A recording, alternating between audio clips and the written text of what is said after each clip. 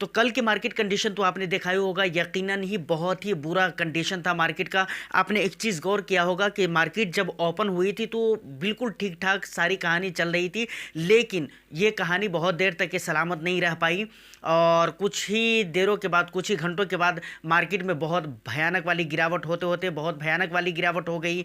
वो पूरा आंकड़ा मैं आपके सामने रखूंगा, लेकिन देखिए यहाँ पर जो मेन मुद्दा बना हुआ है ना, वो स्मॉल कैप और मिड कैप है, क्योंकि बहुत ज़्यादा गिरावट स्मॉल कैप और मिड कैप में देखने को मिले हैं। पूरा माजरा क्या है, क्यों गिरी है, आगे क्या करना है, इन सारे मुद्दे पर हम बात करेंगे। तो वीडियो बहुत ही इन्फॉर्मेटिव होने वाली है, एक लाइक करके शेयर कर दीजिए। चैनल को अगर सब्सक्राइब नहीं किया है तो इन्फॉर्मेटिव कंटेंट के लिए बी फिनेंसर को ज़रूर सब्सक्राइब कर लें।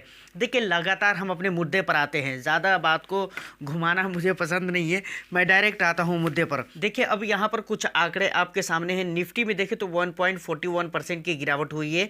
बैंक निफ्टी की अगर बात की जाए तो 0.89% की गिरावट हुई है। उसी तरीके से सेंसेक्स में अगर देखा जाए तो 1.30% की गिरावट हुई है। फिर निफ्टी में देखा जाए तो 1.09% की गिरावट हुई है।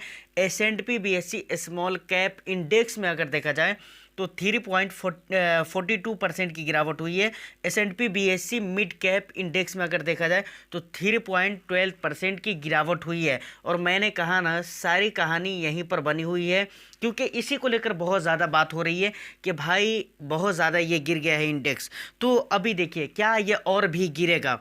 सबसे बड़ा मुद्दा आता है कि क्या अभी और भी गिरावट होने वाली है मार्केट में। तो देखिए ये चीज़ तय नहीं है और कोई भी ये चीज़ फिक्स करके आपको नहीं बता सकता है कि क्या और भी गिरावट हो सकती है। लेकिन कुछ पॉइंट्स ऐसे हैं जिसकी वजह से ये कहा जा सकता है कि इंडियन स्टॉक मार्केट में अभी बहुत बड़ी गिरावट नहीं मिलेगी। एक तो ये कि 2024 का इलेक्शन करीब में है, जिसकी वजह से सरकार ये नहीं चाहेगी कि उसके मतलब कार्यकाल में जो है ना, इलेक्शन का जो टाइम आने वाला है उसमें किसी तरह का मार्केट में इकोनॉमी में दबाव देखने को मिले।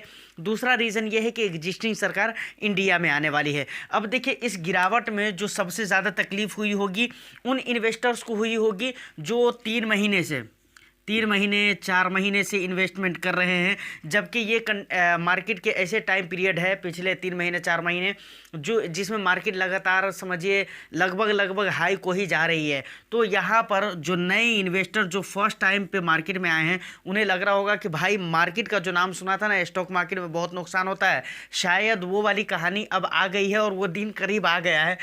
तो यहाँ पर नए इन्वेस्टर को परेशानी हुई होगी। लेकिन मैं ये कहना चाहता हूँ कि बहुत ज़्यादा परेशान होने की ज़रूरत नहीं है। मार्केट में अभी बहुत उछाल मिलेगा देखने को, ऐसा मौका है और टाइम आने वाला है। और दूसरी बात, एक तरह से ये भी देखने की कोशिश करें कि मार्केट कितने ज़्यादा हाई को गई। बहुत ज़्यादा हाई पे जाने के बाद 3 से 4 ये 3.25% की गिरावट हुई है, समझ रहे हैं। तो ये एक तरह से मार्केट के जो फिलहाल कंडीशन थे, जो मार्केट में सिनेरियो बने हुए थे, उसके अकॉर्डिंग अगर देखने की कोशिश करें तो ये बहुत बड़ी गिरावट नहीं है।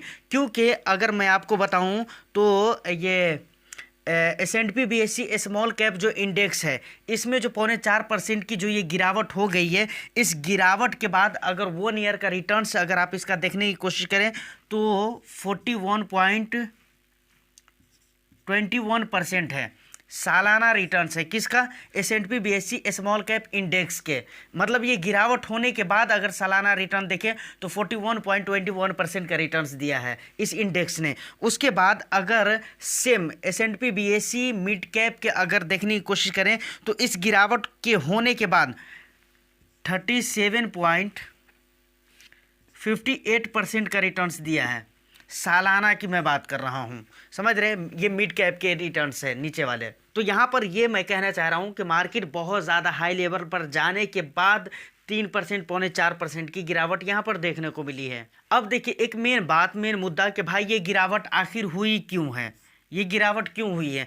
बहुत सारे लोग आपने वीडियो में भी देखा होगा, न्यूज़पेपर वगैरह भी मैं देखा हूँ, उसमें भी आया है कि भाई कोविड-19 की वजह से हुआ है। देखिए मैं सिरे से इस मुद्दे से इनकार नहीं करता हूँ कि कोविड-19 की वजह से नहीं हुआ है। मैं ये कहता हूँ ठीक है, उसका भी इम्पैक्ट है मार्केट के ऊपर, क्योंकि 2021 में भी देखने को मिला था, 2022 में भी देखने को मिला था कि 2020 के बाद भी कोविड की कुछ बात हुई थी 21 में 22 में, तो वहाँ पर थोड़ी सी गिरावट देखने को मिली। लेकिन प्रेजेंट में मार्केट में गिरावट के बहुत बड़े कारण वो नहीं है जो आप समझ रहे हैं। मतलब कोविड नहीं है, इस चीज़ को आप समझिए, कोविड नहीं है तो मतलब क्या है। देखिए अक्सर आपने स्टॉक मार्केट में देखा होगा कि जब लगातार मार्केट में महीनों से रैली जब रहती है ना, तो वहाँ पर एक काम होने लगता है। क्या होता है मालूम है आपको?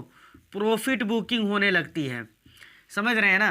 प्रॉफिट बुकिंग होने लगती है। अभी भी एफआईआई वगैरह ने प्रॉफिट बुकिंग करा है, और अभी आपको पता है कि मार्केट ने लगातार बहुत ही बेस्ट रिटर्न दिया है, बहुत ही बेस्ट रिटर्न दिया है। और देखिए अभी जो गिरावट हुई है स्मॉल कैप में, मिड कैप में, और अगर आप देखें तो इस दोनों इंडेक्स ने बहुत अच्छे रिटर्न्स दिए हैं। और मैं तो ये कहता हूँ स्मॉल कैप और मिड कैप इंडेक्स में इतनी बड़ी गिरावट कई महीनों के बाद हुई है भाई। अब एक ज़रूरी बात ये आती है कि इस टाइम पे म्यूचुअल फंड इन्वेस्टर्स को क्या करना चाहिए। क्या बहुत सारे लोग तो ऐसे होंगे, मैं ख़ास तौर से नई इन्वेस्टर की बात कर रहा हूँ, जो ये सोच रहे होंगे कि भाई अब निकल जाना चाहिए म्यूचुअल फंड से।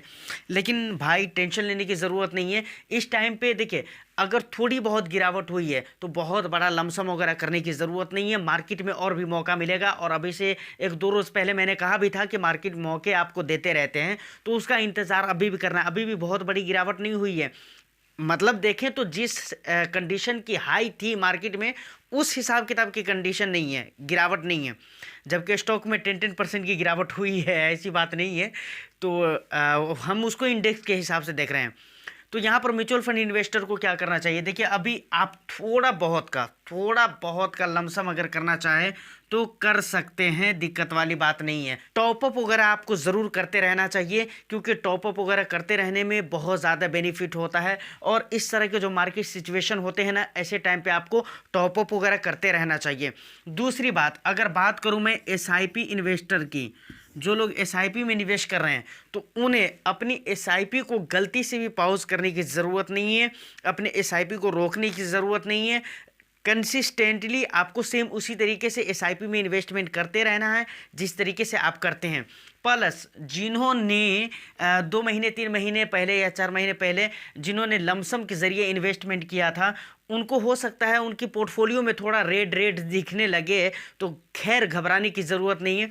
क्योंकि अगर आपने लंबे समय के लिए, लॉन्ग टर्म के लिए अगर आपने निवेश किया है, तो यकीन मानिए बहुत बड़ी गिरावट नहीं है, वो रिकवर हो जाएगा। अब देखिए यहाँ पर कई मर्तबा कई सारे लोग ऐसा भी सोच सकते हैं कि भाई गिरावट कल हुई, कल की गिरावट के बारे में आज आप बात कर रहे हैं। देखिए मैं जानता हूँ कल में गिरावट हुई, और हम आज बात कर रहे हैं, आज ये वीडियो आप देख रहे हैं। तो देखिए मेरे कहने का मतलब ये है, गिरावट के रीज़न अलग अलग हो सकते हैं, अलग अलग टाइम ड्यूरेशन में, अलग अलग टाइम पे। लेकिन आप ये देखिए कि जीवन में कभी भी स्टॉक मार्केट में अगर गिरावट होती है तो वहाँ पर थोड़ा बहुत का स्टेप अप वगैरह तो आप कर ही सकते हैं। थोड़े बहुत का लमसम का अगर मौका हो, ऐसी गिरावट हो, तो वहाँ पर लमसम तो आप कर ही सकते हैं। और मेरे कहने का यही मेन मुद्दा है कि लाइफ में कभी भी आपको गिरावट देखने को मिले ना, तो वहाँ पर घबराना आपको नहीं है, वहाँ पर आपको डरने की ज़रूरत नहीं है। ख़ास तौर से अगर आप 4 महीने 6 महीने 8 महीने साल भर से हैं मार्केट में, तो क्योंकि बहुत बड़ी गिरावट होती है मार्केट में, लेकिन वो बहुत अच्छे लेवल की वहाँ पर रिकवरी भी देखने को मिलती है। तो मैं ये एक्चुअली कहना चाह रहा हूँ। तो आज की इस वीडियो में इतना ही। उम्मीद करता हूँ कि वीडियो आपको अच्छी लगी हो। वीडियो अगर अच्छी लगी है तो एक लाइक कर दीजिए, शेयर कर दीजिए। चैनल को सब्सक्राइब नहीं किया तो चैनल को भी ज़रूर सब्सक्राइब कर लीजिए। मैं फिर मिलता हूँ किसी नेक्स्ट वीडियो में। जब तक के लिए all the best. Thank you for watching.